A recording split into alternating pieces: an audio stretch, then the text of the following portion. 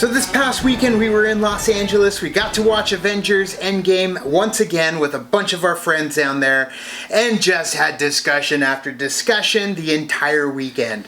But it unfortunately kept us from giving our spoiler review and discussion here.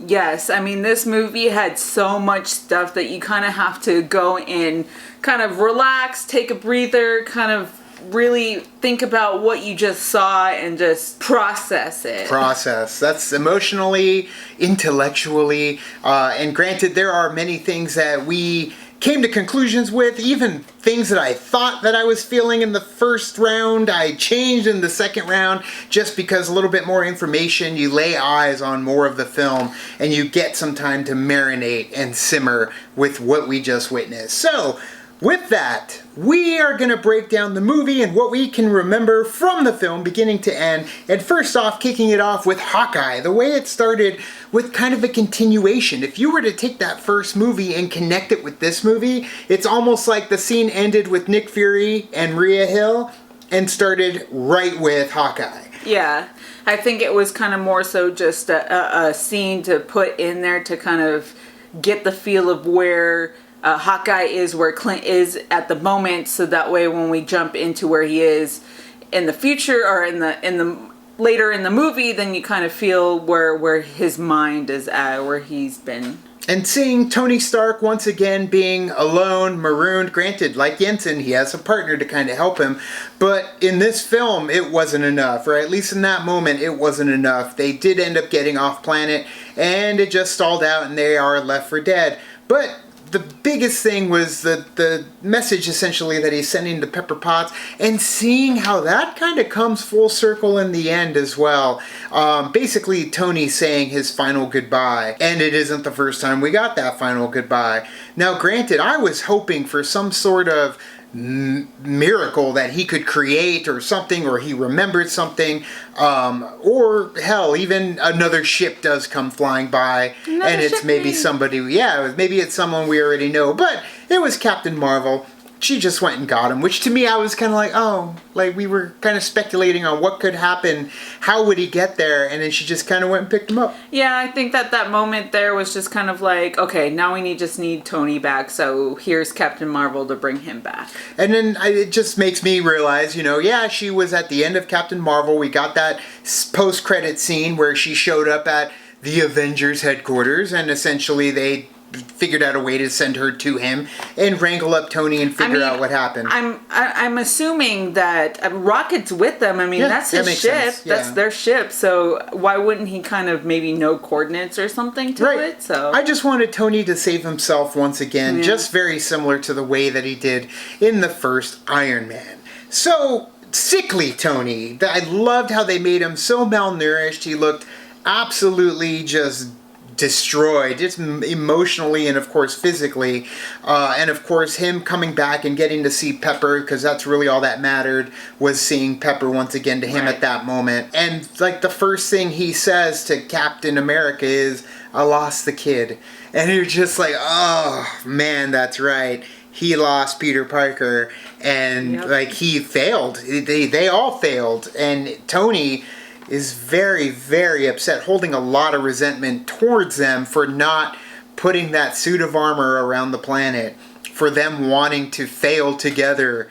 Like Cap said, they'll do that together too, and throwing it, like he was not happy in that moment. And man, that just seeing Tony Stark at the absolute bottom of the barrel, like it was heartbreaking. It killed me seeing Tony like that. And it also kind of killed it because these two characters, Captain America and Iron Man, haven't really seen eye to eye for quite some time now, and for them to kind of, even though they were apart, they still failed together, but it still wasn't enough. Right. And so Iron Man was just kind of down on his luck, just didn't care anymore. He was just failed. He failed, and it was just, he was at his wit's end. And then, of course, getting the death of Thanos super quick, like that. Yeah, it was very interesting because I remember seeing trailers and stuff and how there was two different timelines, so we obviously knew there was going to be a longer period of time between those two I guess, scenes. Just partly because of Black Widow's hair. Yeah. That's what gave it all away. She gave it away. But it's just interesting how they go. And it's even more like a stab at them, too, where he's like, they're gone. They're destroyed. Those stones don't exist anymore. And just the feeling that heartbreak. Because, when they're going there, Captain is like, I know this is going to win because I have no other, like, I don't know what I'll do if I don't. If it doesn't work. It's like, didn't work out. Nope. Didn't go the way that they wanted it to go. And it just kind of fell short. And so now they have to pick up the pieces of life. Of what's left. Yeah. And seeing, of course, Thor finally not miss the head. He went for the head. And, of course, seeing the gang kind of with nowhere left to go. It's over. And seeing Thanos also was, completely destroyed. I mean, it was over for him. It was his destiny. I'm not going to lie. Yeah. That shocked me. When he went for the head, I was like, oh, okay. A little blood splattered there too. Yeah. Even Captain America right off the bat, like, let's get this son of a bitch. Like, Captain America already dropping multiple cuss words in this movie. Yeah. Because it's pretty much, this is a whole new Cap. Anymore. Yeah. He just wants to make it work. He needs to find a solution to this issue that they're having. This problem. And then another very simple explanation for one of the things that we were speculating and wondering about going into this movie, Scott Lang coming back thanks to a rat. Okay, yeah. See, that is one of the parts and scenes of this movie that I was kind of like bummed out. I was like, oh, because of rats? Yeah. Okay. Like, I really wanted it to be that he had one of those discs with him, like, as a fail-safe, just in case they mishap something on their end, and he just so happened, because he's done it before. He's done it before in Ant-Man, so that would have been, like, a way cooler time where he has that, and then he was able to pop out of there. And I think just seeing the grief on everybody's faces, too. I mean, when he ends up walking up to the house, granted, frantically finding out if Cassie's still around, and then that little boy just doesn't answer him, but you just see the look of just grief in that kid's face, sadness, and then, of course, Cassie seeing him, and then, of course, the support group that Captain America is kind of leading, with Joe Russo sitting there talking about his story, which I thought was a great story. Yeah. But it kind of brought it down to earth. Really human level. Right. It made it really felt human-like there too. Just that not just the Avengers are feeling this, the whole world is feeling this. And then seeing, Cassie all grown up, which granted she looked a little too old for 5 years later. Yeah. But still, it was a great reunion between Scott and her. Granted, throughout the rest of the movie, I'm like, where the hell did Cassie go? Like, they show her at the end, but at the same time, it's like you just got your dad back after 5 years, and you probably lost your family too. Bobby Cannavale and Judy Greer, but now I got to go off and do this mission, honey, because it ain't over yet. Trying to bring them back. So seeing them trying to put together their theory, or at least the ability of time travel through the quantum realm, I love how they go to Tony, and Tony, he's got a little one. He's got little baby Stark. He was the only one that really kind of moved on a little bit, and he was able to kind of relax and kind of feel fulfilled. Yeah. But at the same time, it's like, he still feels that guilt. I love you 3000. She's adorable. Yeah. She is amazing, especially when Tony is trying to figure out how to do it, and then he's just show shit. Yeah, she's so cute. Ice pops, or was juice popsicles. It's an amazing scene between Tony and her. She did that extortion from him. Of course. And then seeing Hulk. We got Hulk, and he's kind of a cross between the two. It's Dab. But he's so... It's comedic, and I could see it's this kind of way to not have to give Mark Ruffalo his script, because he's pretty much just got to do lines unless he did the mocap. But yeah, it was funny. I like that, they have another scientist that they can go talk to. I think it is kind of weird that they combined the two. I don't know if that's a thing. It's a thing in the comics where it's like Professor Hulk. Perfect. But at first, it was very jarring, because I was like, okay, so they're going this way. But after a while, I Right. started to get used to it, and I was like, okay, I'm feeling this. I'm kind of liking it. Try so. some of these eggs. He's got I'm the all only food. one eating. Yeah. Come on, try some of this. But like that, The that interaction. whole scene though, the interaction with Ant-Man with Scott Lang was so like cringy. Too. No, I loved it. I loved it, but it was Oh, he cringe at wants the a same picture. time. He wants and he's a like, picture. nah, they don't know me. They And don't they're know all me. like, Yeah, see, he's even, you can tell that was a little improv too, because like the kid's like, see, he's even shaking his head no. take the damn phone. Yeah, it to me, it was good comedic element, especially because it was so heavy with emotion leading up to that point. But yeah, them getting the, or at least trying to get the game back together so they can handle the time travel aspect of the story. And what I loved about that, like the trial and error of trying to send Scott through time, or at least they're testing, like as that whole thing is playing out, like the music in the background by Alan Silvestri is so Back to the Future style. It didn't even dawn at me too when we were watching this, where he's like, it's kind of like Back to the Future, and I was like, oh yeah, it is kind of like Back to the Future, and I was like, wait a minute, Alan Silvestri did the music for Back to the Future. Why so would good. it would make perfect sense? And it's like, oh, another time travel movie he's doing. And I did love, again, comedic scenes with Scott Lang when he turns into the baby, he turns into the old man. Somebody peed in my, what did he say? Someone peed my pants. I don't know if it was old me or baby me or just regular me. And then Tony shows up because he's ready. He's ready to get into it because, like Pepper said, like, will you be able to rest if you do it? Like, he's even talked about just throwing it in the lake and letting it sink to the bottom. Yeah. But he can't do that because all in all, Tony Stark is a hero. He is the hero. He is the Iron Man. Yeah, and we need him. And if it can happen, I do love the whole aspect of changing the past, or at least in terms of going to the past and doing all sorts of things to it, but still keeping your future. Back to the Future's bullshit. And Bill and Ted's, all of those. And I do love Quantum when Leap. when they're talking about all the Die time Hard. travel Oh wait, stuff. that's not one. Yeah, no, it's funny. It's some funny moments with Scott. And when they explain how time travel is going to work, like that made me happy because I know Tony gets to keep his daughter. Sort of, if it all works out. Right. So, I mean, this is really kind of getting the band back together, trying to see if they can do it one last time, having hope finally after 5 years. I mean, Right.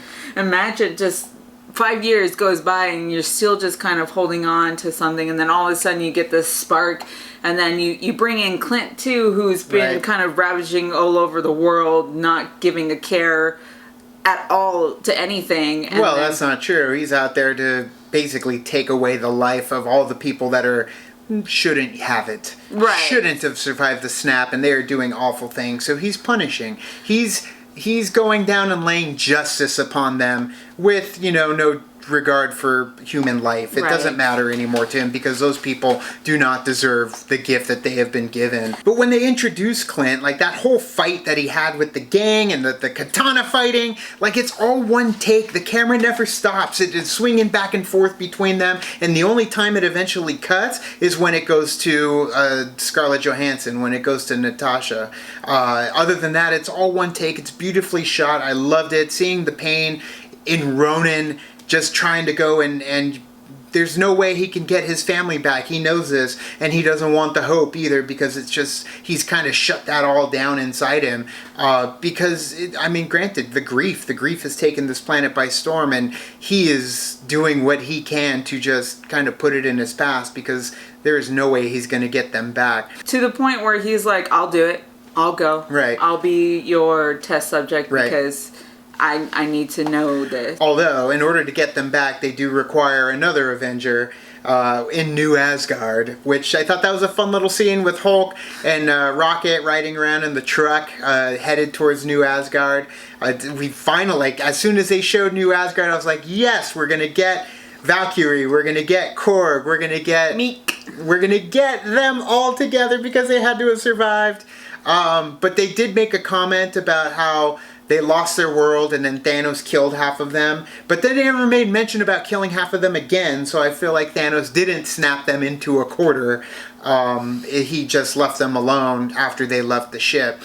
But it did show how life does move on. It shows how this planet, Asgard, was capable of moving forward through the grief. They started anew, much smaller than what they had before, but they were able to start again, except for Thor.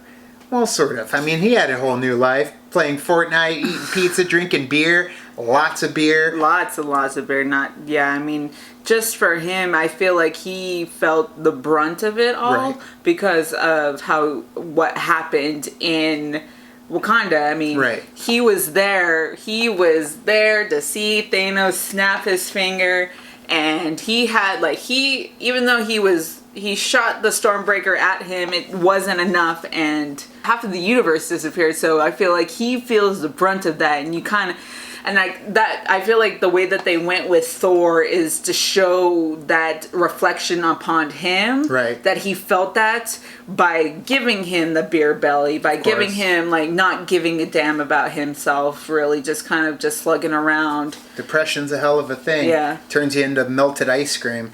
But we did have a lot of sadness in that scene, mixed in with a lot of comedy. Of course, you got Korg talking on the chat with someone on the other end for Fortnite, what is nude 69 or something. Thanks though. When he tells them, oh yeah, cry to your father. It's a hilarious scene, but man, when they say Thanos and you just see him kind of flip but we got beer.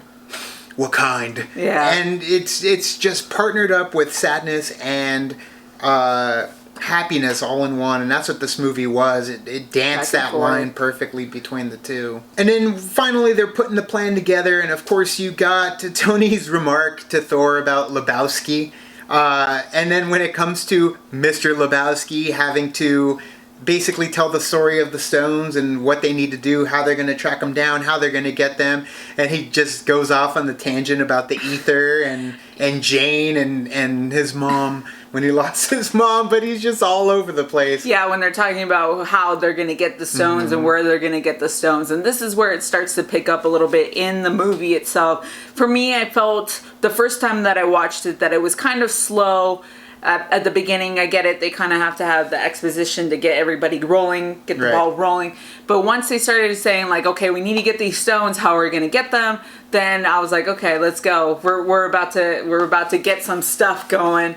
But I really did like that part when they're all just sitting there trying to get the stones, and then of course Black Widow was like, guys, if you pick the right time, 3 stones are in New York. 6 stones, 3 teams, 1 shot. Yep. And they took that shot. Granted, it ended up not just being 1 shot. They ended up taking a little excursion to get some more shots in there. But yeah, being that we were going to go into this amazing Back to the Future 2 style of dancing around things that have already happened in the MCU, jumping around into certain movies. I mean, that got us excited because at this point we had no idea. Granted, we had suspicions, but nothing concrete telling us that this is what was gonna happen. So when it started coming to fruition, the excitement, you can just hear everybody kind of murmuring and moving and shifting in their seats and getting excited for what they knew was about to happen. So headed to New York, we get Tilda Swinton showing her part in that Battle of New York. I love it too because I mean they're trying to protect the Sanctum, really, and I love it because she's just getting all into it, and I'm like, oh, so that's what she was doing during that time. So I love that aspect of going back in time and kind of showing a different way of seeing things that we've already seen before, different perspective of things that we've already seen before. I mean, there was a lot of Easter eggs even in that part of other movies as well, especially when it came to the point where they are on their way trying to get the Tesseract and Loki's scepter at the same time, which they were both kind of in the same area as well. So they're at Stark Tower at this point, and I'm just in my seat. I was like, yes, this is so amazing. I'm so excited. And then you get to see what happened after. He's like, I think I'll take that drink now. And you're like, okay. And then when the freaking elevator opens and you freaking see Sitwell in there, and he comes out with all Grillo. and Grillo. Yeah. Oh God, I'm like, yes. oh, this is so amazing, they're Hydra, we already know this, but it's a complete replica. It feels like Marvel's greatest hits at this point. Yeah. And seeing them in the elevator, you got Frank Grillo back as Crossbones, or at least pre-Crossbones.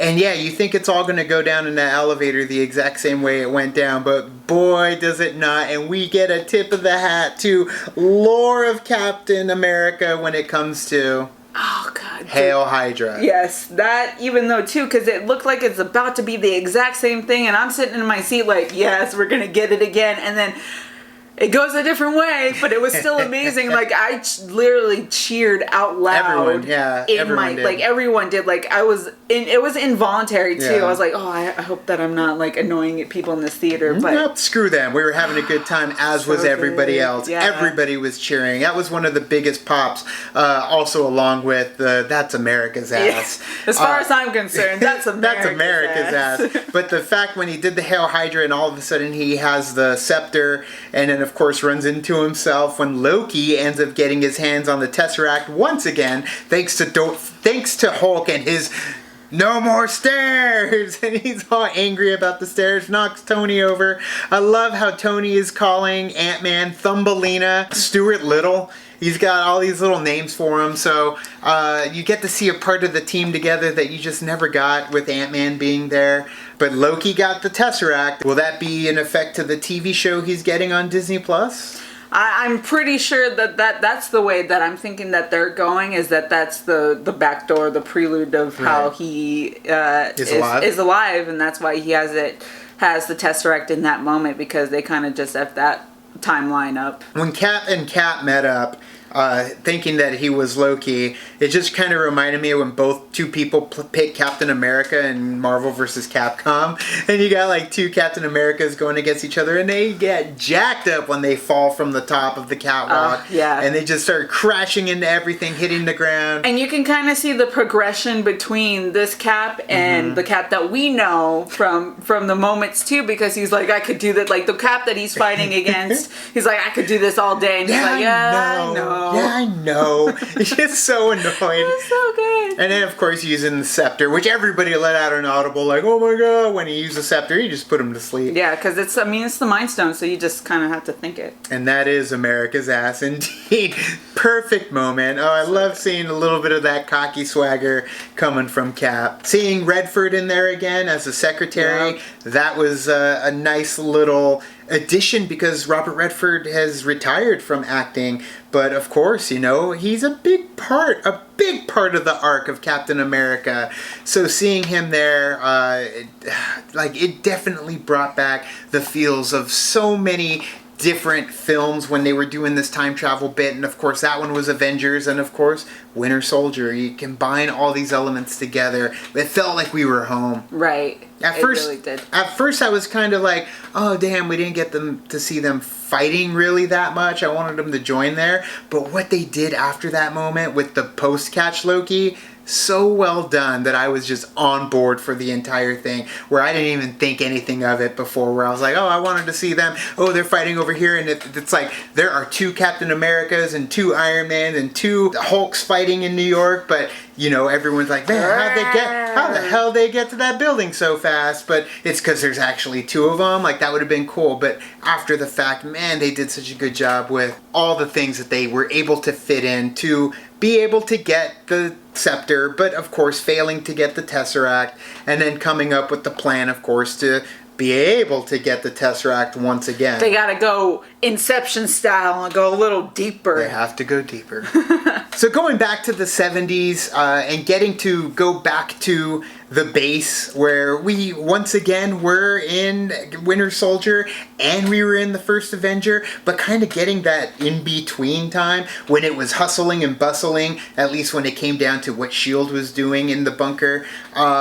Getting to see Hank Pym working in there, that young Michael Douglas. They went really young. Yeah, like it was so cool seeing the young Michael Douglas and the prototype Ant-Man helmet. Yeah, which was that was classic. Cool. That was very cool that they would add that little. You're like, oh, that's Ant-Man.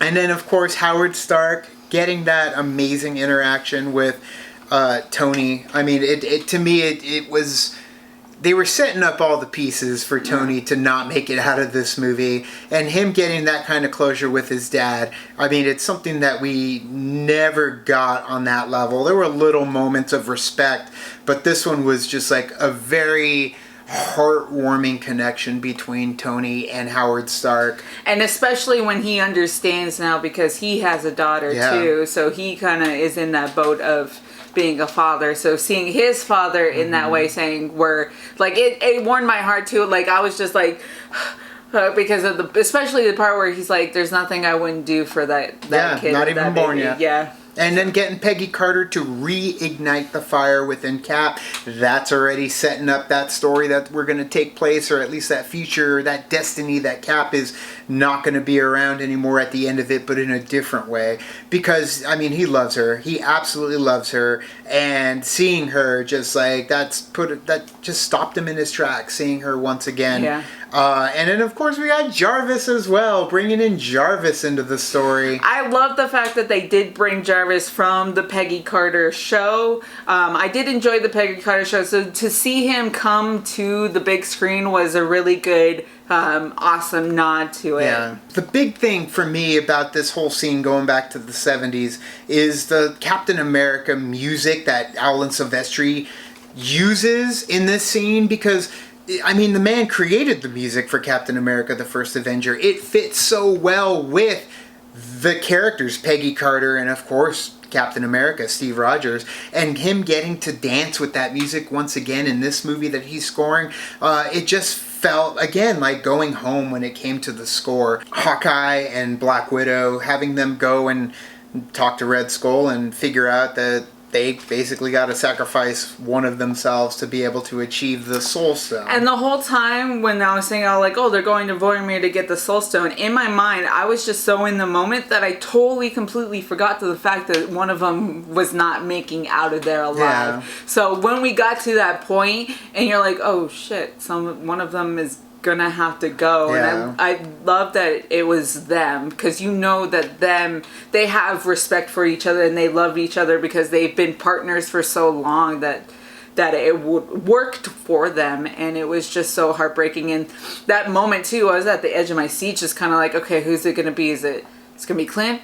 Is it gonna be Natasha? Like when they were going after each other, like pinning each other down, and then it's very them. Yeah. That's very them. Yeah.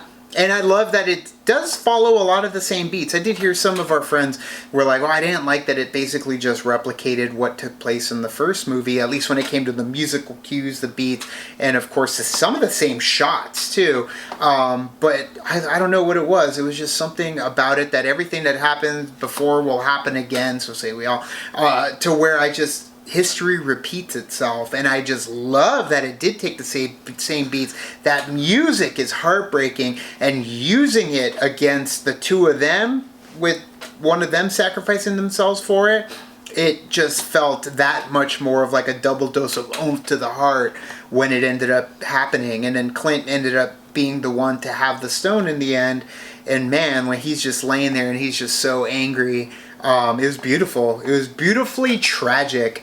But Natasha's ride is over when it comes to this MCU cinematic trajectory of these stories. She'll get her standalone, but more than likely it's going to be in the past. But we don't know. I'm just assuming, because I would hope that dead is dead when it comes to certain characters. Right, and it wouldn't feel as much, like, it wouldn't feel that heartache if it wasn't dead for dead. And I like, even though it's really, really sad to say, but I hope that she does kind of say dead to make it feel more impactful when it happened. You gotta take it serious, and she's been there since the beginning with the rest of the guys. Iron Man 2. I mean, granted, she's been there more first before some of the guys. Yeah, because she was right there in the sequel for Iron Man, one of the first characters to show up for S.H.I.E.L.D. And I feel like Nebula knew what was going on too. That's why she sent the two of them to Vormir, because she knew that one of them would end up having to do it, and she couldn't do it with Rhodey because, I mean, it doesn't make sense. Like, you have to sacrifice something you love. Yeah, so. But seeing that other perspective as well of Quill, and we go back to Guardians of the Galaxy. But would it still, like, say, like, if they did send each other there, would it be like, well, I love myself, so I'll sacrifice myself for it? No, it doesn't work that way. Dang. Because then you show up in the water and you're dead with the stone, and it just stays there the entire time. Yeah. But getting a little bit of that, roadie action. I did like the connection that he had with Nebula when they talked about, make do with what we got, because he didn't always look that way either, because he's got magic legs. And then, of course, man, that connection when it comes to sharing the Wi-Fi with the other Nebula, and then Thanos ended up seeing everything that was going on. My heart just dropped when all that took place. And I just want to say, like, Karen Gillan, like, she did an absolutely phenomenal job, and I'm so happy that she got a lot more in this movie, because she is a fantastic actress. So just kind of see her take on two different roles of herself was amazing, especially in a movie like Avengers. Having a little bit more of what's going on is a big deal. So, like, hats off to her. Like, I loved it. Amelia Pond all the way. Yes. But getting the conflict there again with another Thanos. The whole time they're talking about it, well, what were you doing here? Like, what were you doing in this time, when Rhodey asks Nebula, and it goes to Gamora and Nebula showing that, they're out in battle, they're looking for the stones with Thanos. It reminded me of Doc Brown, where he's like, there are two of me here, and there are two of you. The other me is trying to get you back to 1985. The other you is trying to get with the other me to get back to 1985. Like, to me, it was like, oh, damn, like, they're all in the same area, and it's gonna come to a head. And it does, man. They end up getting Nebula, they end up swapping places with the other Nebula, they end up sending her back, and they don't know that it's happening. And man, it's like, oh shit, you trusted her, and now the old or the past version of her is doing what Nebula would do best, and that's screwing you over for Thanos. Yes. And bringing him in through the portals, and it's just, it's amazing when it all goes down. Yeah, and what killed me too, especially watching, like, when they all come back. Yeah. What killed me was when I watched it the second time. I didn't even realize it the first time, but watching the second time, before they leave to get the stones, Natasha says the last word before they leave, and she says, see you in a second. And then having them come back, you're just like, oh. And of course, yeah, when Hulk gets down to his knee and hits, and I love that conversation that they have out on the lake, where they're like, well, we have the stones, can't we just bring her back? And I love how they solidified it, where it's like, no, you can't. Like, you go talk to the red hooded guy then. Like, you can't bring her back. It's over. Right. They lost one of their own. They lost the family. And to me, I felt like that was kind of like the funeral for her, because they only had each other. She only had them. So when they're out there, they're mourning her. But Natasha would do the same exact thing. You got to get on with it. You got to keep the mission at hand. You are so close, and they are very close, because they end up getting everything that they need. Yeah. They end up getting Hulk to snap his fingers, and that phone ends up ringing. And the whole time I'm like, well, then that means they're back. Like, I'm like, they're back. That means they're all back. All the heroes are back. Where are they? We got to get them there. And then, of course, man, when that phone is ringing, he's about to talk to his wife, and you got Scott going up there looking up, and he's and just you see Hulk looking up too. The shadow. And you see the shadow, and you're just like, oh. Silence. And you just see that. Foo-foom. Oh, man, everybody. Audible gasp. I'm getting chills thinking about it. Audible gasp in the theater when you just saw it coming. Right. And of course, Ant-Man, you see him like shrink as he's going backwards. And so I thought he was dead for a second. I'm like, oh my God, he just took the full brunt of it. Yeah. And that barrage from Thanos just destroying everything and everyone, hearing Rocket when he's getting crushed and he can't breathe. Yeah, he's like, so help me. Yeah. Like, he's just panicking. Yeah. You see Rhodes, and you're like, oh no, and he's getting out of the suit, and it's like, but he can't walk, and he's just trying to climb. Canopy, and he gets out of the suit. Oh man, it's just the world comes crashing down, and you mess with time messes with you. Yeah. And Tony said it best. Yeah. But yeah, getting Thanos down there and just wandering, waiting for the battle to begin, and of course, go get me the stones. But it's just so funny, like, as soon as that happened and we're kind of in the brunt of it right there, I was like, all right, we're in the end game now. Like, This literally truly in the is, end game now. And in my head, too, I was like, where's everyone? they're all back. They should be back. Why aren't they like coming to help them? Like, I love that moment though too, when you see they're kind of all scattered around, but then when you see Captain America, Iron Man, and Thor. Like the three of them, which was, you know, it brought you back to the first Avengers movie where they Phase 1. Yeah, Phase 1, when you saw them all at the, I guess, fighting each other. Right, in the forest. In the forest. Yeah, I didn't even think about that. Yeah, I thought about that too, and I was like, oh yeah, it's like the three of them back together again, and so it was just. That moment, though, too, just kind of seeing them there was amazing. 3 versus 1. Yeah. And it ends up being, you know, a hell of an emotional fight, too, because you don't end up getting help for a while. It's the 3 of them. Each one kind of get their crack at him. Yeah. You get to see some awesome combos between the 3 of them, you know, trying to take down Thanos when it comes to everything Tony has to offer, when it comes to the Stormbreaker, you know, what Thor is pulling off with the lightning, and of course Captain America getting his fist fight finally with Thanos. Yes, but also I feel like at some points too, I was like, okay, like a little bit to me it felt like the same beats as the first movie when they were on Titan, right, where he was just like, you know, like they were all going back and forth between each other. So I was like, oh, okay, maybe like it just felt that way. But then the aha moment, that moment that happens, that everyone was just like full on cheering. Yeah, it was quite boisterous in the theater. Yes, and just seeing Cap, like you see, he gets the hammer, but it goes past him, and you're like, what the hell? Who's it? And then it right into Captain America's hands, and oh my god, that was so amazing. Yeah, being able to wield Mjolnir, Captain America, I mean, we got a little hint of that in Avengers 2. And it's so great that he is worthy. I knew it! Yeah. I knew it! And yeah, Captain America being able to... And that's when he starts using those combos with Mjolnir and, of course, the shield. Amazing. And you said it was very similar to how they fought Thanos on Titan. But to me, this just felt so much more... I don't know... visceral, gritty compared to the other one, where the other one it was cool seeing them all use their powers, but this one was just like, oh man, they can hold their own with him. But of course, one by one he ends up kind of eliminating them, and the last one to kind of do it is Cap. Cap falls and gets beaten, and his shield just gets ripped apart. But that's Cap gets down or falls.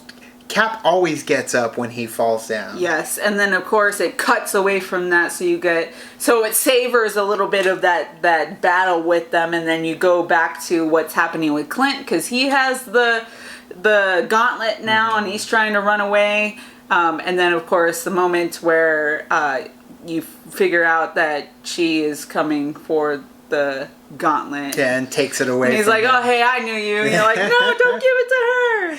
I do love, though, how Gamora and Nebula both show up.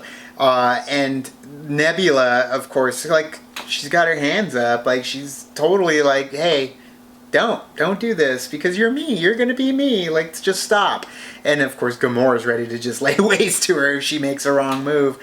But, yeah, they try and convince her, and that would have been cool if it was like 2 Nebulas and a Gamora. It's like a sitcom. But it doesn't work out, and they end up killing Nebula. And for me, like, it's hard because of, time Back to the Future has taught me. It's weird because you're like, but if she killed her in the past, shouldn't she be gone? But the way that they set it up in this movie means that timeline won't have the Gamora anymore, and it's going to go off on a different path now. And this timeline just has this. So many skews. I'm just like, okay, I'll get over it, because that's how you guys establish the rules in your movie in this one.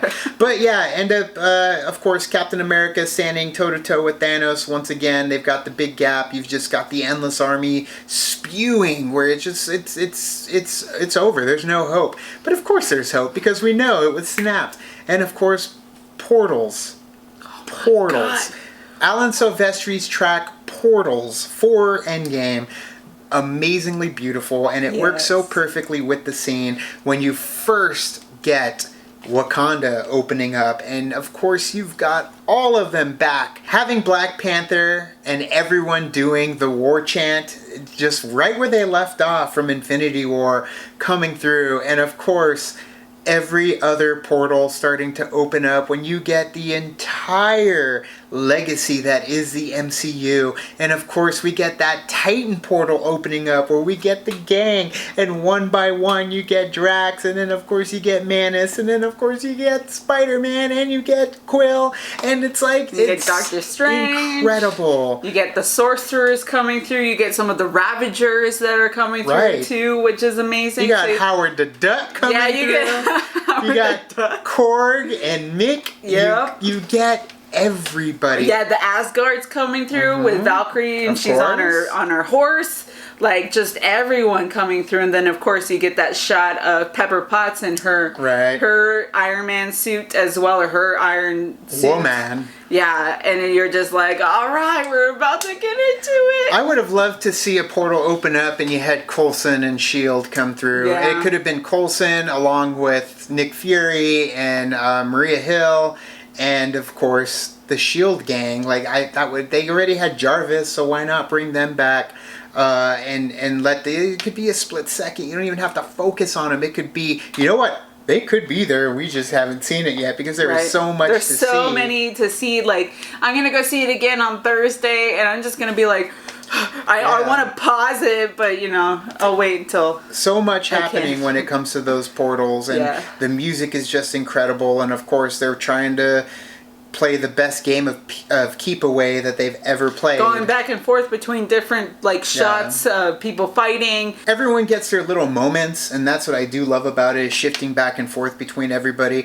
But the little taste of revenge too that you get is Scarlet Witch coming through, and of course she just rocks the house. People were cheering for Scarlet Witch. It was just kind of like a good moment, but at the same time she's like, you took everything from me, and he's like, I don't even know who you are, because it's like he hasn't done it yet in that timeline. So at the same time you're kind of like, oh, but it would have been way more fulfilling if it was the one that if he knew her and stuff. But she still got her moment, and to the point where Thanos is kind of at his wit ends too, where he's just like rained fire, and then they're just like, but what about our people? And he's like, just do it. Like, he was gonna die. Yeah, he was willing to do whatever it takes to not let that happen. And what I love that is leading into that moment too, because you're jumping around at so many different things, and Spidey finally gets his insta-kill activated. Yes. But what makes me so sad too is like Spidey, while that's all happening and the barrage starts to free Thanos, like Spidey just like, Peter just kind of crawls up into a ball, and he makes a sound where it's just like, there's nothing you can do. It shows Groot go flying, it shows Bucky goes, like every one by one. Moment though too, like when Groot goes flying and you just see Rocket like holding on to him, you're like, oh no, because he doesn't want to lose him again. He goes and protects him, and the barrage just comes down, and man, it just paves the way for another awesome moment. Granted, this moment didn't get an audible cheer like many of the other moments. Captain Marvel shows up on the scene. There was a lot of parts where her scenes did not. Nothing. You didn't really hear any like excitement for her, and I think that she wasn't in the movie a whole lot. No, she was just kind of there for the convenience of being there. Right. Like, I mean, rocking a new haircut. To be fair, though, I understand it though too, because she is a powerful being, and having her there would kind of tip the scales a little bit, and you kind of want to have a little bit of balance in the movie, essentially, until you need her. Right. And then, of course, she comes through, and she's just like crashing herself through everything, and then that moment, I absolutely love this moment. Sure. Yeah. Like girl power. Yeah, when she has the gauntlet and she's like, you're gonna get through all of those, and then they're all like, we got her, we're gonna do this, and you're like, hell yeah. The only thing that makes me really, really sad is that Natasha couldn't be a part of it. Yeah, Natasha did not get to be a part of it. We talked about this, but Natasha got to be a part of it. She was in the main Avengers forever. She was right there with the boys. She was right there with the boys and the girls, like in many situations. So this was kind of like fighting in place of who started it, which was kind of Natasha. Right. But yeah, I mean, that moment. It was a good moment. It was a really good moment when they're just kind of flying through. They're like, ah. And then, of course, she is then at that moment where she finally gets to go up against Thanos. Which I don't understand why she was flying the gauntlet directly towards him, too. Because, I mean, they're trying to get it away, and yet she's hauling ass right past Well, she him. was trying to go towards the machine. That's right, the and quantum it was van. Basically behind him, so that's why, true. yeah, so... That makes sense. Yeah. Why was she trying to take it to the machine? They were just trying to take it back in time? Right, so they were just trying to eliminate that variable so that he wouldn't get it. Plot holes. There's plenty of them. There's as many plot holes in this movie as there are portals. Right. But yeah, I just like, well, if she went through, how would she didn't have a suit on, and does her suit work? No, I feel like she would just... Would she get back? I feel like she would just throw it in. How are they going to find it? Anyways, of course the gauntlet gets right next to Thanos. Yeah. They need it to be there for him and Tony to try and fight over it. But the battle between Captain Marvel and him, I loved it because, you know, it took the Power Stone on its own, like in his hand. To get her, like, I love the part where he's like, poof. Yeah. And then she's like, Nothing. And so he, like, to improvise, he takes the stone while it's just basically disintegrating him, and then he does a power punch to her, and you're like, oh, dang. Literal power punch. But the next part is that scuffle between him and Tony, of course. I mean, Tony does what needs to be done. I like how they kind of took Doctor Strange out of the equation, too. He had to hold back the water from kind of drowning everybody. But he got his moment in the last movie, too. But he got his moment in this movie, too. Yeah, that's true. And that moment, too, that heartbreaking moment when Thanos gets the gauntlet, and you're just like...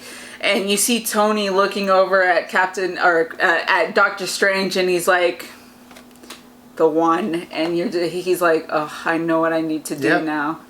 And so... Yeah, the scuffle over, and Tony's able to steal it, even though, I don't know, they had to specially engineer a gauntlet to be able to hold the stones, and yet his just regular Iron Man one can just take them all, no problem. Well, it's nanotechnology. I get it. Still, it had to be, the original gauntlet had to be created by the dwarves to be able to handle the stones, but...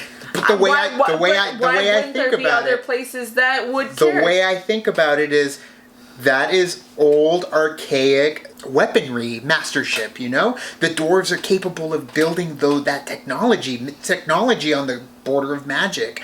So Tony Stark is the ultimate engineer. He's the ultimate, you know, creator of gadgets and gizmos aplenty. And he is what the dwarves were back in the day. Weaponry. Right. Weaponry. And that's where I was like, at first that's how I felt, and I was like, hell yeah, Tony Stark can make a gauntlet that can house the stones. He's basically doing what the dwarves have been doing for eons, you know? He's just the next level. It's nanotechnology. It's his brain power. He is capable of doing it. So yes, I am okay with him doing it and being able to put it in there. But man... But even when he has the stones, you can see that it's starting to deteriorate him. Like, even before he does... Yeah, it's starting to, like, go through his body. Like, all of this is just starting to, like, basically burn. And before he even does the snap, so it's like, you have to hurry to do the snap before, and just that final blow when he does it, and you're just like... I am inevitable. Clink. I am Iron Man. Magical, heartbreaking. So good. Everything, every emotion kind of compacted into one amazing scene. Just the lighting in the background, the quietness on the battlefield, and of course the colors. I love the colors and how it's just going through his veins, into his body, his eyes. And of course, the fingers are snapped and everything is changed forever, at least once again. Yeah. And that is it. You get the thunder striking in the background once again, and when you're about to see the giant Chitauri what are they called? The whale monster, like come down and it just disintegrates. You're like, oh, now the tables have turned because all of them are just disappearing. And it felt like the other way before too, but this time it's the other side. Right. And oh man, I just love that part too, where I kind of wished that Thanos was still alive, like they didn't snap him. Yeah. You just got to see how he got defeated, and he had to live with that, that he was defeated and just twice. Technically twice, and he failed, and so he would have to live with that moment. But at last he disappears as well, which in the long run I could see why they wanted to go that way, because this is the end game. This is the end of the Infinity Saga, as well as it is. Yeah. So you kind of don't want any loose ends. Yeah, there's certain situations where you keep the villain around to carry on forward, but I feel the way that the saga is created, at least in terms of the Infinity Saga, it's over. Like, it's over for Thanos. We are done with Thanos. Let's move on to another baddie that's going to cause conflict down the road. And of course, when it's all over, the dusting begins, and you get to see the crew finally say their goodbyes to Tony Stark. And I love how the only word, like, he really even utters at any point is under his breath, and it's Pepper. And the way he looks, it's just, man, it's death is knocking at his door. Yeah. It is over for Tony Stark. And seeing that, when Peter Parker ends up going up to him and just talking to him, and, they got that awesome moment when Peter came back. And when he hugged him. Yeah, he got to hug him. Yes. So that was like the farewell to him at that moment. He got farewells to so many people in this movie. I think the saddest part of that part too was just seeing Pepper saying, "You can rest now." Yeah, you did it. We're safe. You can rest now. You're tearing up over here. I know, it's so sad. It is. It really is, because, like I've said, my favorite movie is the original Iron Man.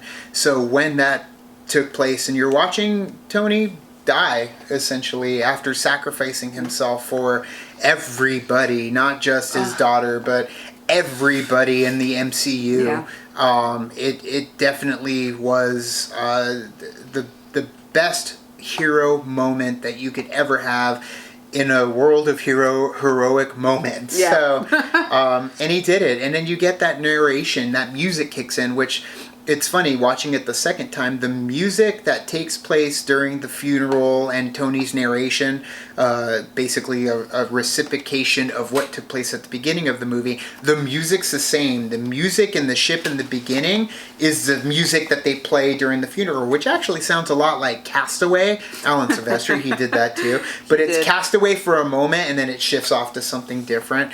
But yeah, it definitely pulls on the heartstrings, and of course you get Tony talking to his daughter, and I Love You 3000, and yeah, I mean, it's passing on a legacy to everybody that's coming after him, and there was no better way to kind of send him off, especially with his funeral. I love the part too when you're just kind of panning, like the camera just pans through every single person that has been in contact with Tony, essentially, and it just goes back and forth between everybody, and then of course you get to towards the end of it, and you see this teenager there, and you're just like, who is that? Like, you're not entirely sure, but then of course we come to realize that it's Ty Simpkins from Iron Man 3. Yeah, I was taken aback. I'm like, who's this random guy standing there? I don't know who he is.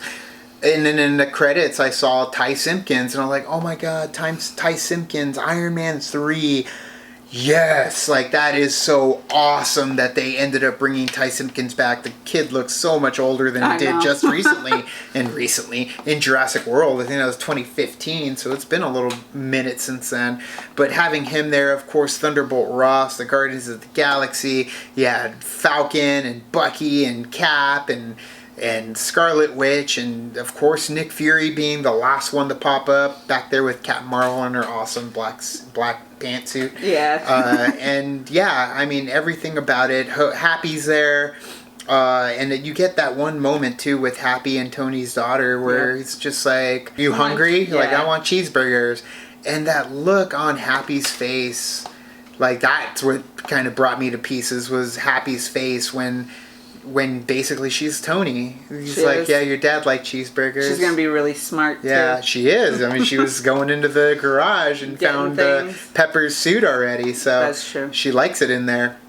But seeing Happy, he's gonna take care of her. They're good. Like Pepper and him. When he's like, I'll get you as many cheeseburgers, anything you want. Like, he's used to it. Like, right. He is going to be the surrogate father for her. He'll protect her to the end, because that's what Happy does. I mean, he protects the Stark family. He is Jarvis, but of course for the Starks. And Jarvis was Jarvis. And we lost him too, because Wanda's going to have to go without Vision, which somebody was saying, like, I saw something about WandaVision being something about she creates her fake world with Vision, and that's why, like, it's what she Wanda's sees. Vision. Yeah, like it's kind of cool if you think that's why it's taking place in like the 50s or something. Yeah. Or which, I the mean, 60s. that would be kind of cool if it like this is her way of coping with what's happening. I mean, and so it like and then it just dawned me. I was like, oh shit! It's like not just like Wanda and Vision. It's Wanda's Vision. Yeah. Getting the whole crew starting to kind of veer off and do their own thing too. You had Thor crowning a queen of Asgard, new Asgard, which was awesome. Meeting up with the and then going Guardians. with the Guardians of the Galaxy, which only makes sense. Yeah, it's perfect. And if he's in Guardians 3, like, it's kind of like where Iron Man joined Homecoming, where it's like he doesn't need to have his own movie anymore. We're kind of done with the Thor story, at least in terms of Asgard. Let's get Thor going into other stories, because I'm telling you, if Thor is in Guardians 3, you are going to kick it up a hell of a notch for people wanting to go watch it. Yeah. You already have people that love Guardians, but you throw Thor in there, then you get people who love Thor too. Yeah, and Thor was already kind of headed that way, at least in terms of style, because Ragnarok was very similar in that aspect, and that back and forth, the banter between Quill and Thor is just so perfect. We know who's in charge. Yes. Yeah. Well, you are. Yeah, of course. Yeah. Oh, we're not going to fight to stab each other. Maybe you should fight for the honor. Seeing also where he's searching for Gamora, and it never says where she is or that he found her. He just kind of switches the tablet away. It never really showed what happened to her. Yeah. It like, did she disappear? Did she with all of them? Or the stones back and everything? Did she like just go off on her own? Because I mean, she's kind of her own self now, and she doesn't need to be, because she's free. Yeah, she essentially, did it. so she can kind of go on her own. So this is kind of their way of maybe getting her back somehow. But I feel like she's around, and I think we are going to get her in Guardians 3, and it's going to be good old Gamora, the way it was in the first Guardians, because, I mean, she doesn't know who this Quill is. Right. That's one of the ways that I'm okay with us getting somebody who was sacrificed, for the stone, or at least killed by not the dusting, is that it's technically not Gamora, and I hope she kind of becomes because of the path she's taking, she does kind of become a different person. Yeah, a different character, a different person. Still her, still the way she was, but maybe she doesn't end up with Quill. Orville did something very interesting with that same kind of idea. Concept. Going through a different timeline doesn't always mean you end up with the person that you ended up with in one specific time. Right. So she may never be with Quill ever again. Or she falls in love with him a completely different way. But either way, as Guardians of the Galaxy, I am 100% for it.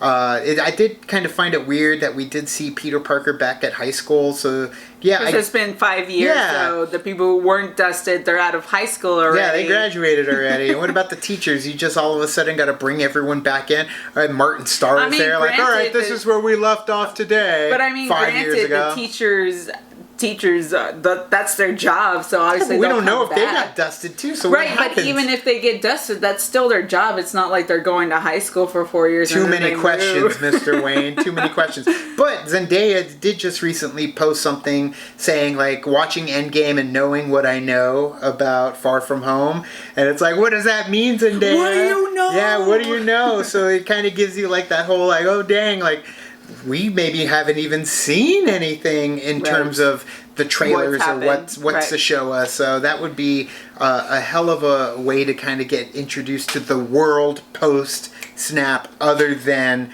what we got from Endgame, because that's the only look we've been able to look in on after the post snap.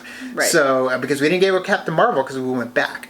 Right. But I mean, it's going to be cool to kind of carry on forward. And granted, Far From Home is technically the last in the saga, so it's going to be kind of cool to see it technically end with them before it moves on to whatever the next story is. But I want a slate. I want them to tell us what's coming. I want to know. I'm Black sure Panther they'll probably 2, get we something know. at D23.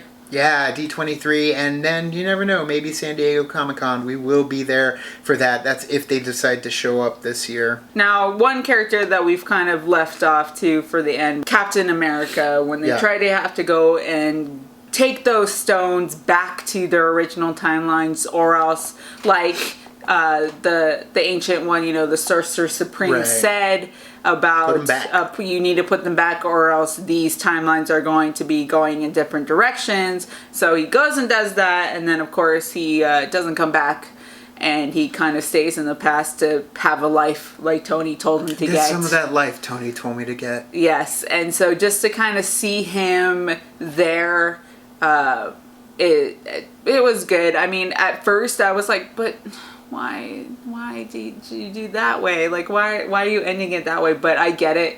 It was kind of like that's the ending that he needed to have, because he never got it at all. Like, it was taken from him.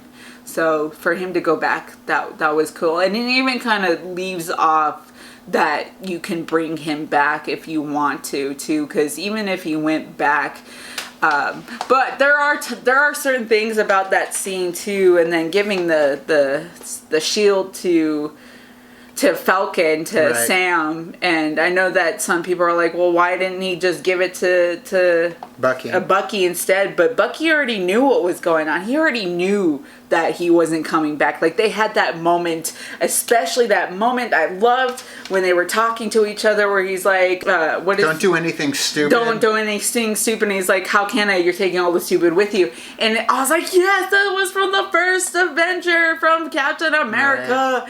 And but it was the reversal on it, where instead Bucky was going off to war. Like, it was so perfect. It definitely was a great moment, because Bucky knows Cap so well. He knows Steve so well that he knew what was going to happen. And at first, the first watch, I was kind of upset because he doesn't even go and talk to Steve. Like, but if you watch it again, like, he sends Falcon over there to talk to him. He's like, go ahead, and because he doesn't need to. Like, he already just talked to him. Yep. And they're passing the mantle on to Falcon, which personally, I get it. I know Falcon and Bucky both have their, chance at being Captain America when it comes to the comics. The only reason why I think it should have been Bucky is because Bucky doesn't have an identity right now. He's finally shed that Winter Soldier identity, and he's already, the one person that kind of rides the line of that he's a little bit against the authority when it comes to what has been set up. But he's standing right there at the very end for Tony's funeral with Thunderbolt Ross right there as well. He's willing to do what it takes to get it done. And adopting that kind of mantle and taking on the Captain America identity would be perfect for him, because he's kind of a clean slate to be able to do it to. Where Falcon, I'm like, okay, well, Falcon doesn't really know how to use the shield. He's amazing with his wings. He is a flyer already, versus Bucky, who is he's a foot soldier. He's on the ground.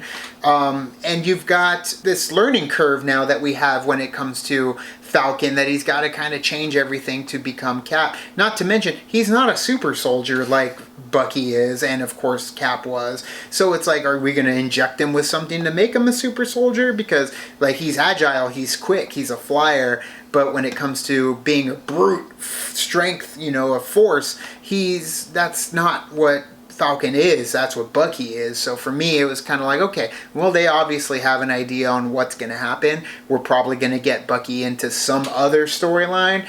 So, I'll wait and see to hold off. But either way, it had to be one of the two. So I'm happy that it was. Granted, now we get into the speculation and the theories and kind of the plot holes of everything that's been going on, especially when it comes to time travel, because there's a whole lot of it. Right. To the point where we were talking about how could he be in this timeline if he went back, creating a different branch of a timeline, so he should not be sitting on that bench at that time. And then there's that point where, well, he was in the shadows, and there was already a Captain America during that time, so he was kind of just stayed back. Chilling and relaxing and not. Well, the world was going to hell multiple times. Right, exactly. And I know there was an article that said that they confirmed that he was in a different timeline with Peggy, so for him to come back to this timeline that we know is a mystery. And they said that they did that intentionally to kind of leave it open-ended for maybe future stories. Right. And the only thing I could think of is Pym Particle. He had the Pym Particles to come back. He had the Pym Particle to return. He eventually used it after Peggy was gone, because more than likely Peggy died as well in his story or his timeline, and he just came back because he knew he needed to come back and give it to them. What's going to come of him? I don't know. Early bird specials from here on out. Who knows? I think with him it would be more like at the veteran centers, he'd be helping people, doing what he can do without having to be in the thick of it. Right. Hell, make him the freaking S.H.I.E.L.D. director if you want to, although I think he's ready to retire. It's about golf and chilling for Captain America. He doesn't want to be a part of that anymore. But I love how he kind of kept it with him. He's like, you want to tell me about her? He's like, no, I don't think I do. It's him.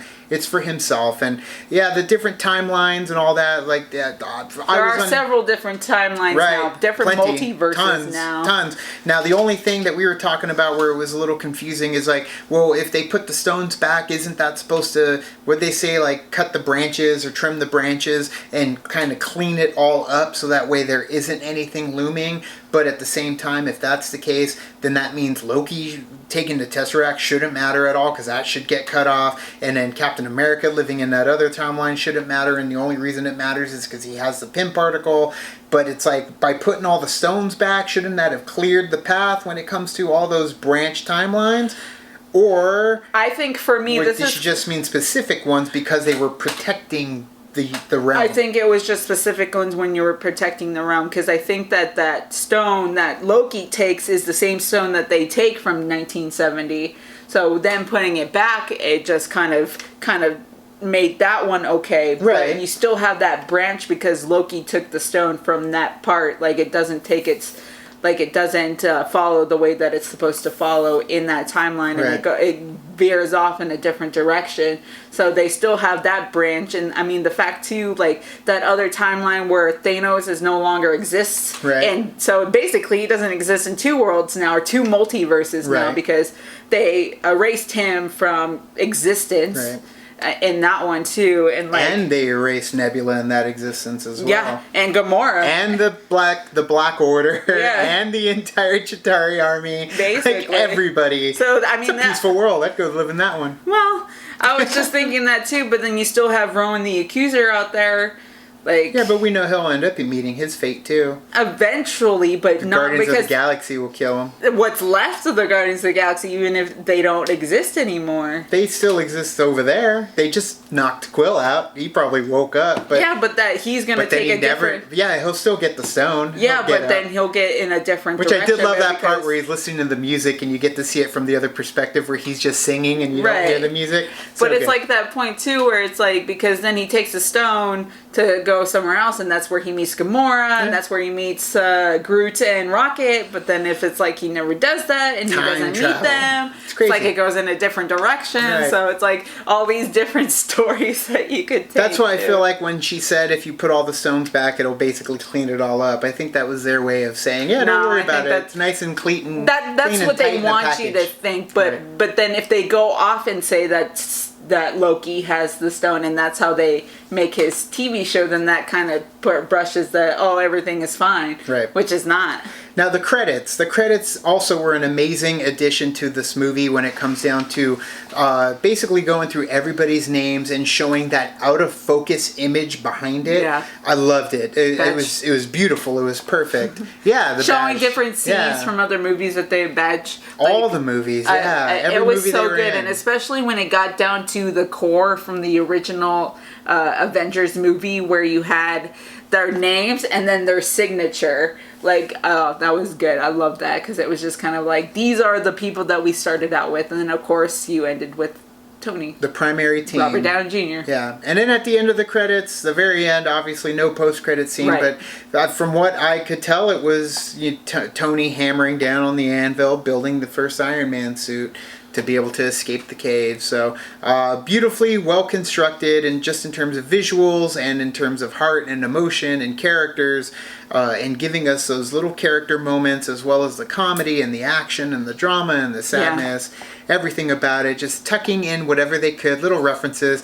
Get that rabbit, as Guardians chasing down and calling him a rabbit. Like, a lot of care went into this movie, and you could tell a lot of care went in. And you could, there's plot holes here all over the place, especially when it comes to time travel. Yeah, and it's going to happen in situations too, because if you end up going in and trying to close these plot holes, and you create an even bigger story. Granted, I would be okay with like a 5-hour movie, but at this time, technically we kind of did get one, because if you combine the two, Infinity War and Endgame, it is a hell of a 2-part movie. So. They did their job. They did it well. I love the Russo brothers for what they brought and the care that they gave, and for Disney to allow Feige and company to be able to orchestrate this end of an era, this end of a saga. 22 movies, 11 years. It is incredible that it was such a feat to undertake, and they did it so well. So either way, guys, obviously tell us below what you guys thought of Avengers Endgame. Clearly we had a lot to say about it. Clearly there's a lot of stuff we missed, but we fit in what we could, because there's a lot that happens in this movie, obviously. So thank you guys for waiting so patiently for this spoiler discussion review. What did you guys think? Let us know in the comments below. You can also like and subscribe. And do the thing on our Facebook, Twitter, Tumblr, Instagram, Stardust. All the social networking gin joints, you know where they are. Kicking the party, fuel the party, keep the party going on our Patreon. Gets us where we need to go. You can get full episode reactions on our Patreon to Game of Thrones, Cobra Kai, and eventually Stranger Things here very soon. So check that out. Thank you guys. Also, we are going to be at Phoenix Fan Fusion on May 23rd through the 26th. If you're in the Phoenix area, keep your eyes peeled. We will be there. So thank you guys so much. And as always, now it's time to say goodbye. This party's over. Bye.